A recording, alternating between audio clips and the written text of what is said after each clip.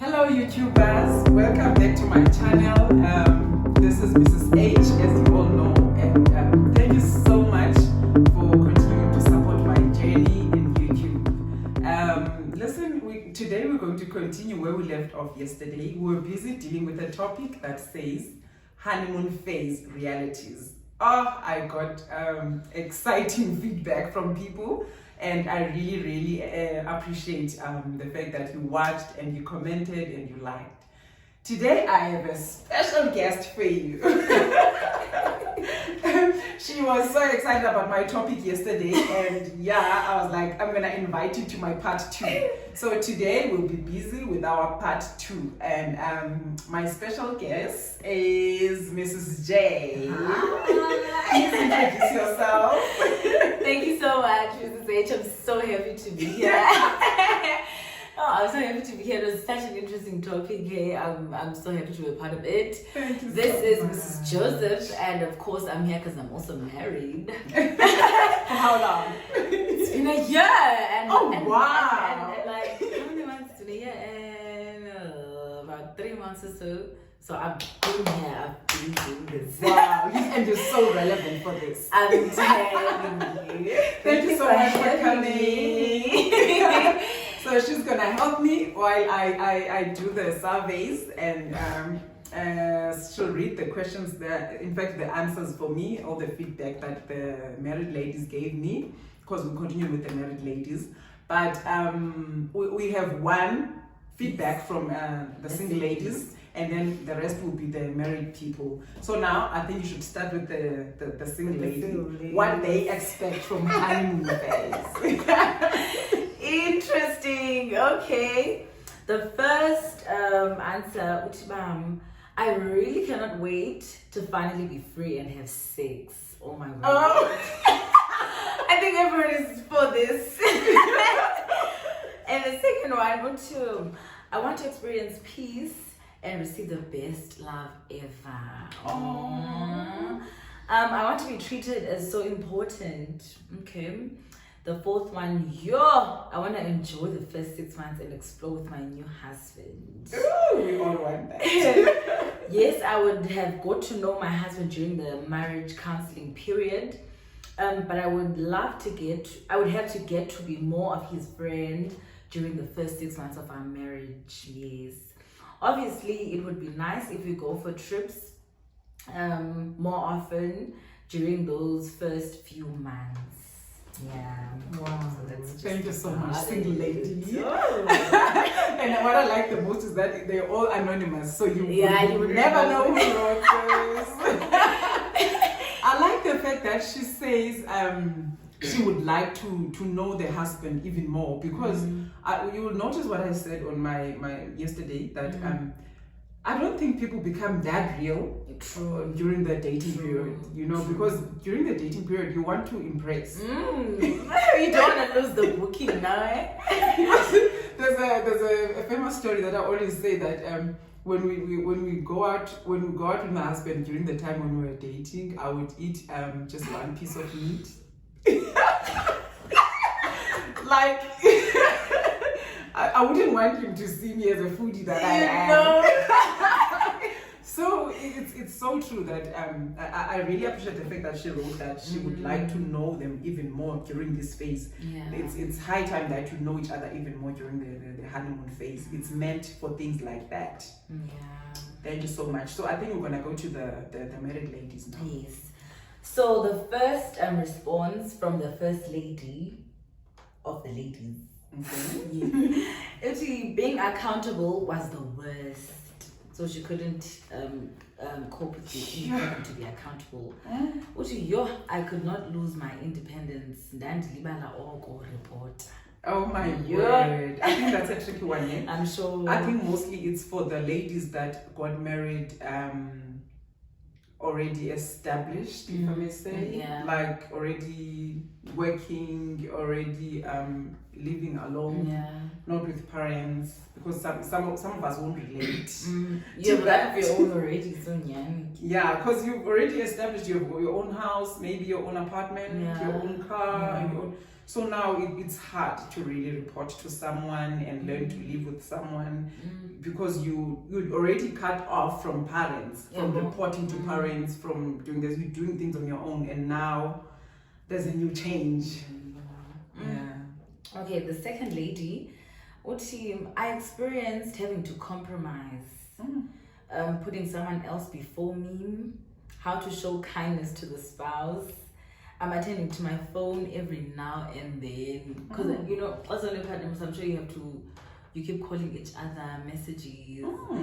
So I'm sure it can be tough for someone who's not a phony. If you're not exactly well, that's what I'm thinking, because some of us hate phone calls. Exactly. Some of us hate to face to face. So that's true. And then the last one with him, forgiving. It was difficult for her to channel with that forgiving part. Yeah. That's the last point. It's the last point, yes. Yeah, because I like what she said about compromise. Yeah, what this lady is saying is that during that stage is where you learn compromise. They always tell us, motivational speakers, preachers, and everyone, they always tell us that during marriage, there's a lot of compromise and whatnot. So now I think you learn it during that phase, the first phase of your marriage, the honeymoon phase, that you know what, this person is like that. So I must try to fit myself rather than to like change them totally. Do you understand? And vice versa. So it's very important to learn that part. And also what I like about her is that she says she learned forgiving. Yes. Is it easy? Oh, it's not. No, it's not. Until you have to forgive someone, it's then when you get to know by it's not easy. Because we always expect people to forgive us as if it's such an easy thing to do. Exactly. It's not so easy. And then when it comes to you now, they're having to do it. And I'm sure you will confirm the fact that no one annoys you as your spouse. Like your siblings, your parents, your friend, but no one annoys you the way your spouse does. So now it's a very good ground for you to learn forgiveness. Yes. And then moving on to the third lady. The first one says communication barriers. Moving on to the next person. The first one says communication barriers. It honestly doesn't seem too deep until you have to experience it with a husband who finds it very difficult to open up. Oh no. Then the second one, to the experience of love and friendship to its level best. Actually, I've always had the fear that love is hardly ever given back the same way or even more than I give it back. In marriage, that fear was proven to be wrong. Then actually the third one, guilt. Guilt of having to leave home, having to leave your parents' and be totally happy with a different family. like you've forsaken the family, like your maiden family. So she felt guilty, some type of way. Shame, man. And the fourth one, sex. It keeps popping up. But I really enjoyed it so much. It was everything I imagined and more. You see? Spicy. You see? As you get the fifth one and the last one up, letting go of insecurities. My marriage sort of saved me from a lot of those, which is insecurities. Like I never thought I'd be so comfortable with showing my body for someone else to see the whole of me. Now to have my husband appreciate my body became so good for me. Oh, that's the last one. Nice. From this lady. Because from this lady, what I like the most is the part where she says she felt guilty. I can imagine. The guilt of leaving your own family, your maiden family. I relate a lot, because you feel like during my on my wedding day, I remember my mother was so sad. Yeah. My mother was so sad, like everyone could notice. Like she was happy at the same time, but the sadness could show that like I'm the only daughter at home and I'm leaving her, like I wouldn't be around to make her tea and all of those things. So now the fact that I enjoyed leaving her, it's the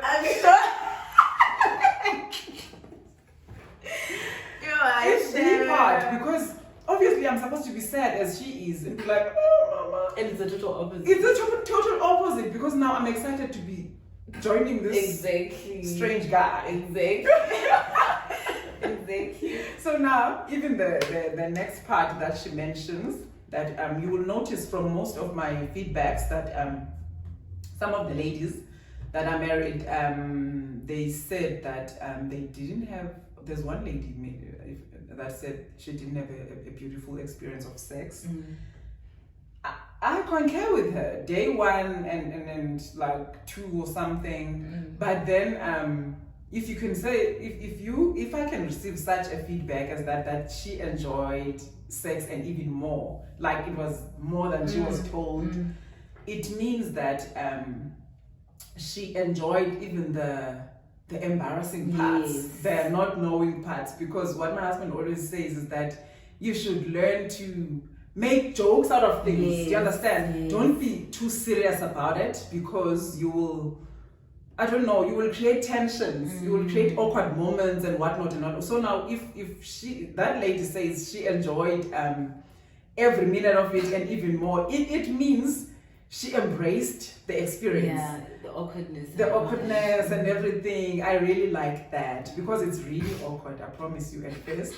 But then the more, I said yesterday that when you finally get it right, you just go with the flow. Never look back. Okay.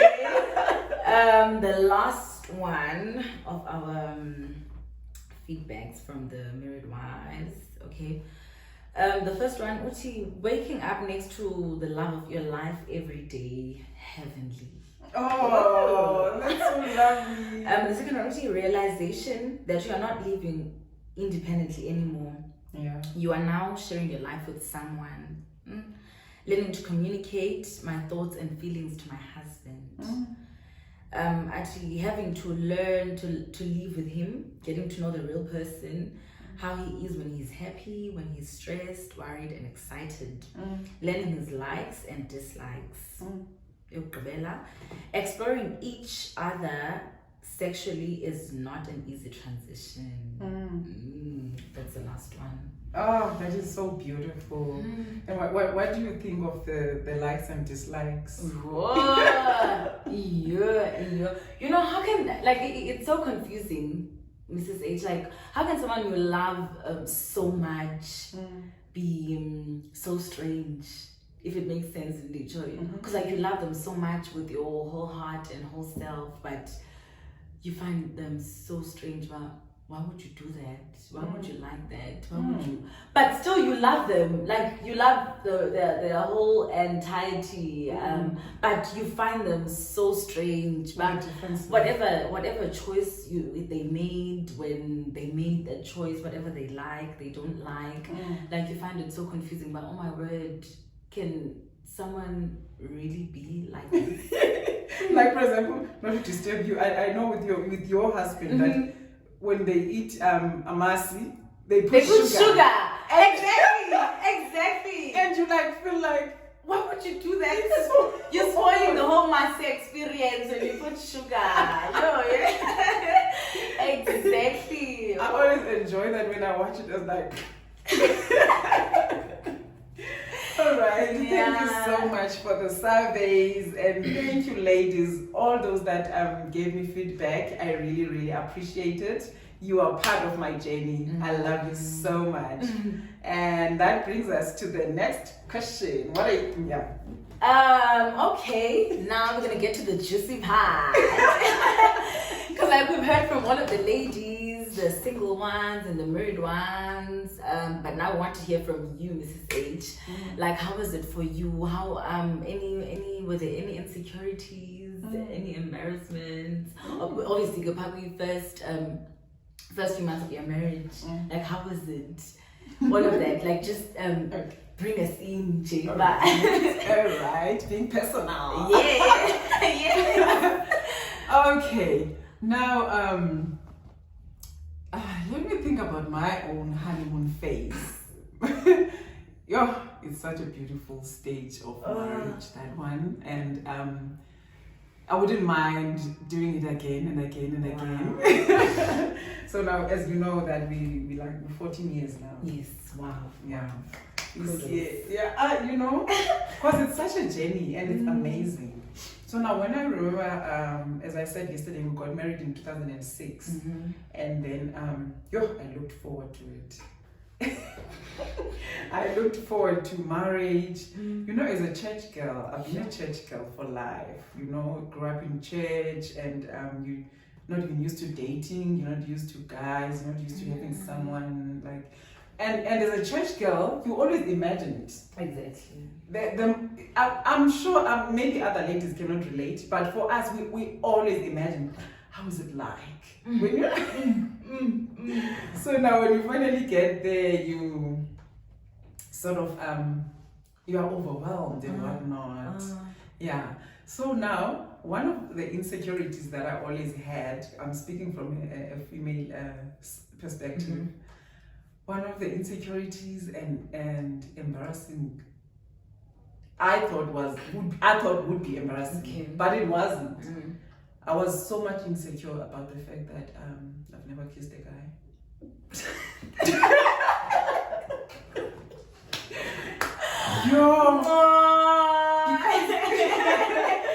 Because I mean, people would testify like that. I looked clever. Yeah. Like, I looked like I was one of those girls. Like I was always like this. Okay. I fashionable and whatnot. And then I thought to myself, like as girls, we don't know what guys look at when they want a wife, you know. So now I didn't know whether my husband was charmed by this side that I look like, and maybe he doesn't know that I kind of don't know stuff. So I was like, okay, I was enjoying the dating part, and I was like, I told him, I've never kissed a guy. Oh my God.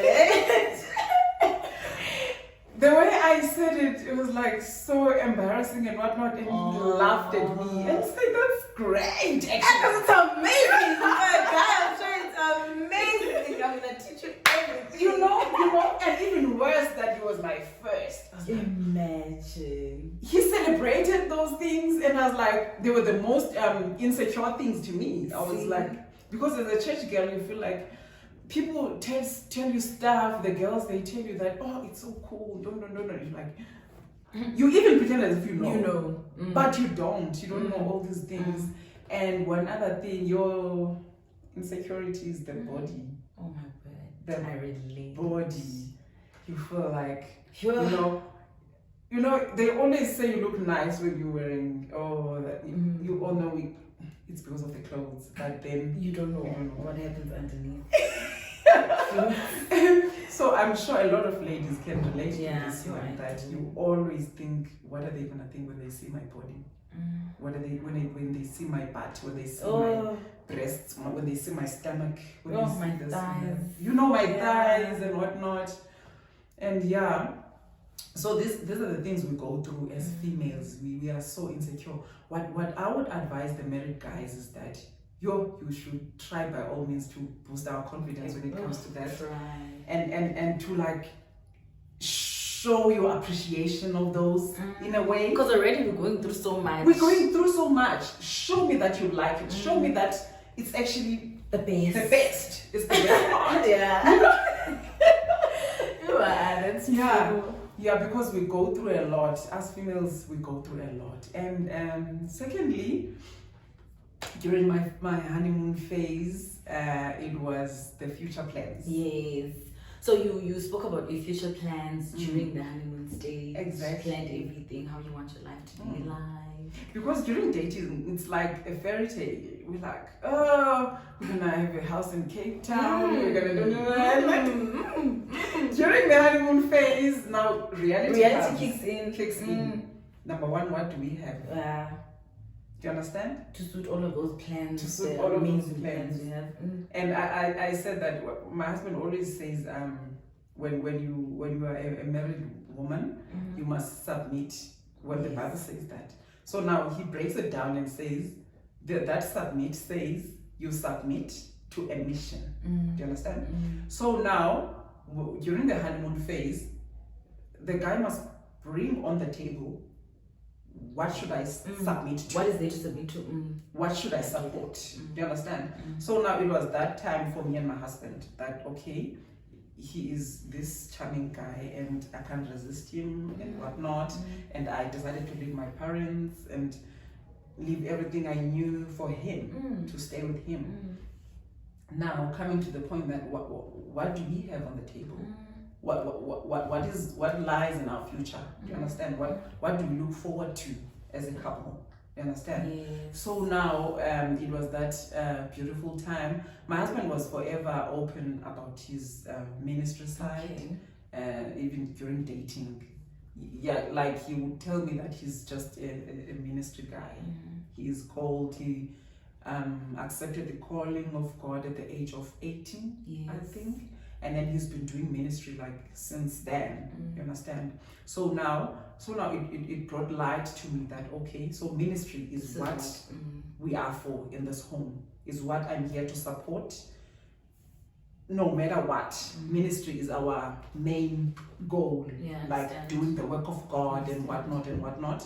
So it is what, on the other hand, will bring food on the table, because God says the people that preach the gospel should also live from the gospel. Do you understand? So now I understood that, and funny enough, I didn't have a problem with that. Wow. A lot of ladies always asked me, even before I got married, that he's all cute and whatnot, but then he's a pastor. He's a pastor. What are you gonna eat? What are you gonna do that and then? And I didn't have a problem with that. And I always think to myself, why didn't I have a problem with that? Even during our honeymoon phase, I didn't have a problem with that. I was like, okay, we will eat what is here. What has he been eating? Exactly. Before why I is he came into this the picture? big? If he didn't have anything to eat, and they left his parents a long time ago. Yeah, he's been living on his own. So I was like, I love you so much. I'm gonna eat what you eat. Exactly. I'm gonna do what you do. So now I'm so interested in this age, like, okay, because I know you, I'm fortunate enough to know you. I know back at home, your home, your dad is that, your mom working at the Department of Education. So I'm sure it was quite a nice and sort of like well off home for a black family. So now you had all of that.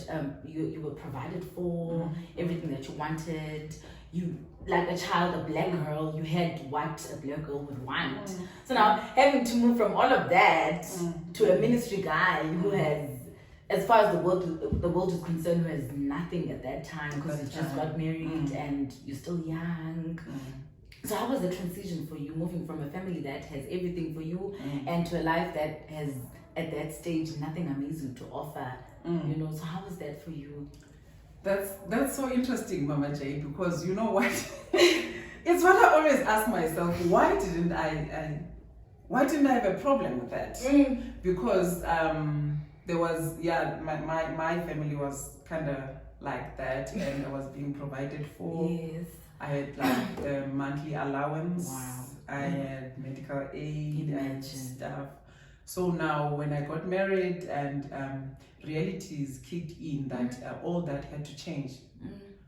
For the first month, my mother didn't send me money. Oh, Jesus. She didn't pay my accounts for clothes. So she was like, then she leaves the responsibility to my husband. And there came the part of adjustments. I don't know, the Lord made me grow so fast. Do you understand? Because I wasn't even fussy over that. I don't know, maybe he can say it himself. I never gave him problems that I'm used to this and that at home. Why don't you send me? I would appreciate the little money that he sends me, and I would learn to live around it. I tried to adjust a bit. I closed the accounts for clothes because I didn't want to put pressure that we need to pay the accounts, we need to do this and that. I was like, okay, now I need to adjust and live according to what we have on the table, because I didn't want to put pressure on my husband that he needs to provide. Don't for this girl. This girl is not used to that. I didn't want that kind of pressure to him, because understand. The Lord was so good. I was never sick. The fact that we didn't have medical aid, I didn't need it. I don't know. I needed to go to the doctor for contraceptives and whatnot, you'd provide cash and whatnot, and that was a fine change. Yeah, I can't say beautiful, but it was fine. It was doable. Sometimes we fear things so much that oh my word, what am I gonna do? But if you adjust and make it fit you, make this kind of situation fit both of you, and because you're starting to build a new journey all together, so now you need all the kinds of adjustment so that you can reach there.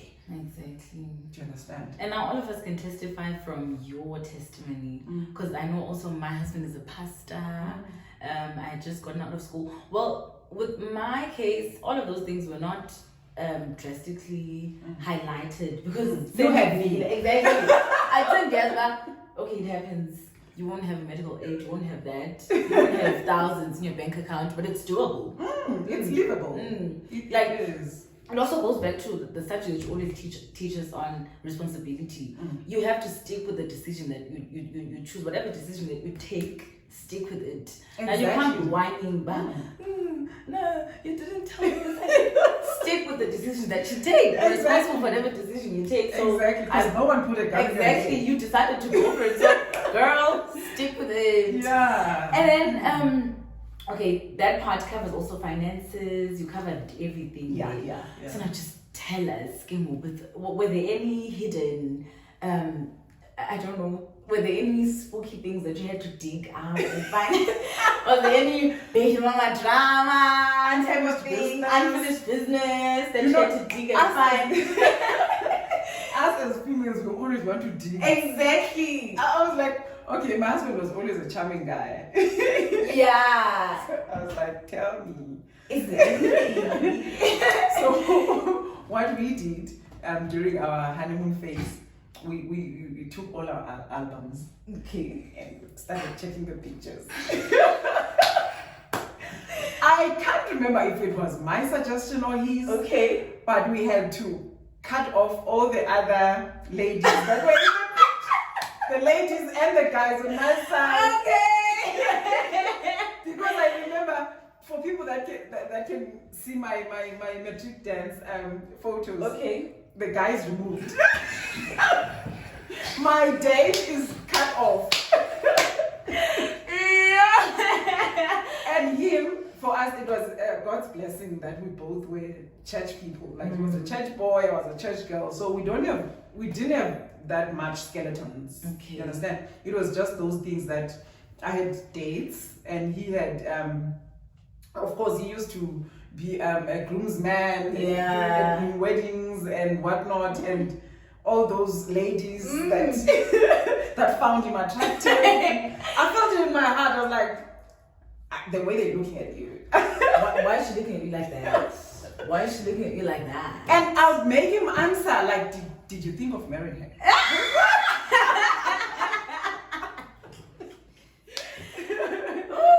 So it was like that, and we just, nothing too much, because it was just the photos, it was the stories that so and so had a crash and whatnot, but it wasn't bad. It wasn't bad. We didn't have baby mama dramas. Praise be to Jesus. You know, we didn't have exes and with attachments to deal with.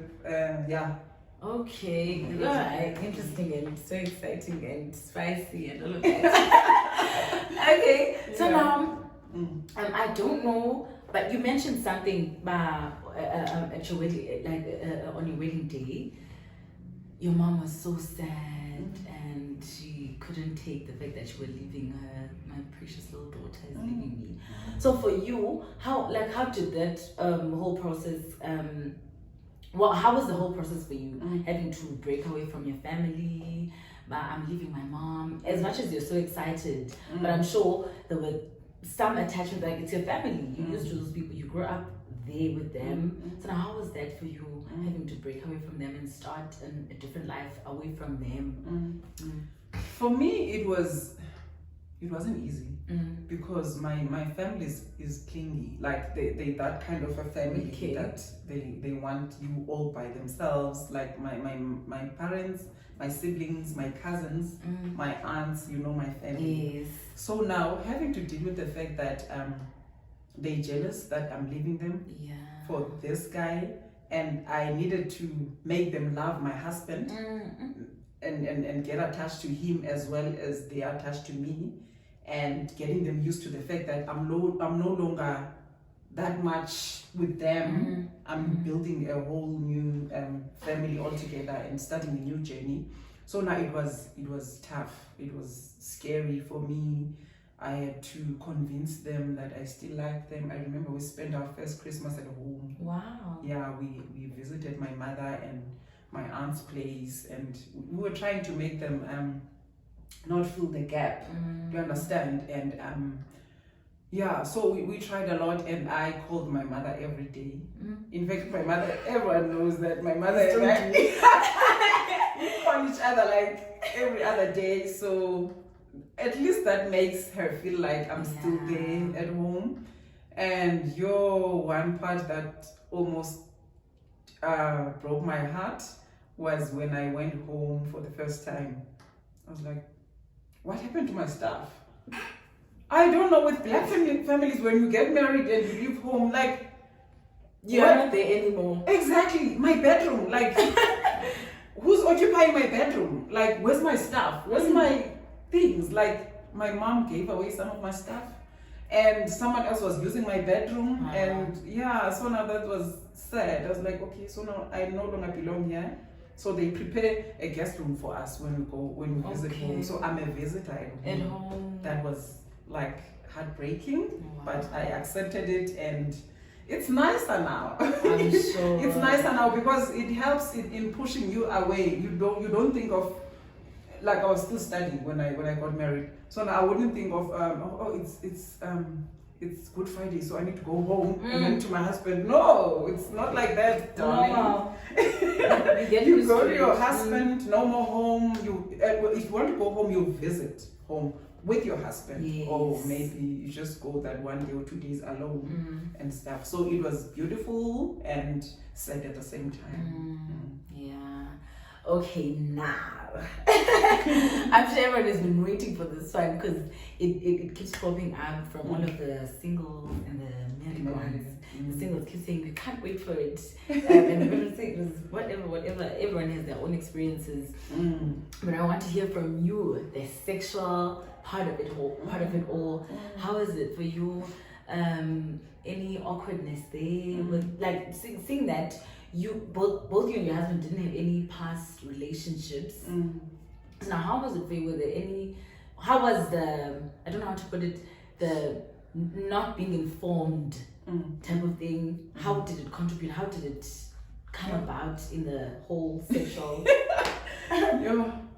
Mrs. J, it contributed a lot. Like, for example, what I can say about sex is that I'm not sure if it's only in the black society or with everyone, but there's a lot of ignorances towards it, and because we hear it in the media, we see it, and we hear friends talking about it and whatnot, and some things are overrated. You discover that during the first phase of marriage, that okay, this part is overrated, and maybe the other part is, they said a little about it, it's underrated. So now, what I can say is that I don't know if we were ignorant, because in as much as we learned about everything else while we were preparing to get married, and the premarital counseling, if I can say, some things were not said, some things were not touched, and we didn't do our own research. So that is why I like it when most of these ladies are saying they interested to know what will happen. But of course, I don't encourage people to watch porn. Yes, please. Yeah, just try to get more knowledge. Know your body, know your private parts. Yeah. What goes in where and whatnot. And then secondly, you should try to learn. In fact, these are the things you should learn if you are in the journey to get married, because if you're going to learn it when there's no one, you're just going to tempt yourself for the God-fearing ones. You're just going to tempt yourself. We all know that God doesn't want sex before marriage. But for those that are going to get married, that are already in the journey, it's very important to also try to research about it. What's right and what not, do's and don'ts. Do you understand? Because some what we didn't know is that what you needed to prepare, the towels, all of that. So now the foreplay, most people don't even know that there should be foreplay. They think, okay, you just so a lot of those things we need to research about those, because they cause a lot of tensions and awkwardness. So you need to kind of get some knowledge, especially if you're in the journey to get married. And those that are already married during the honeymoon phase, do not stop researching, do not stop asking those that have already walked the journey, because some divorces, they start there. Do you understand? The separations, they start there because they get the awkwardness and it leads to the next thing. They can't deal with it. They just cannot. A lot of marriages are broken because of this thing, because of sex ignorances and lack of knowledge of how it's done and what's right and what's wrong. Do you understand? So now people need to be wise about this thing. Use your brains, use your research, use the people that have walked the journey, the people that you can trust. Do you understand? Because it's actually so sad. My husband and I realized things that, on this point could have been a problem if we didn't take it so well. Do you understand? I understand. Because some people, it could end up being a big thing, a big issue that no. Some people, there's this one.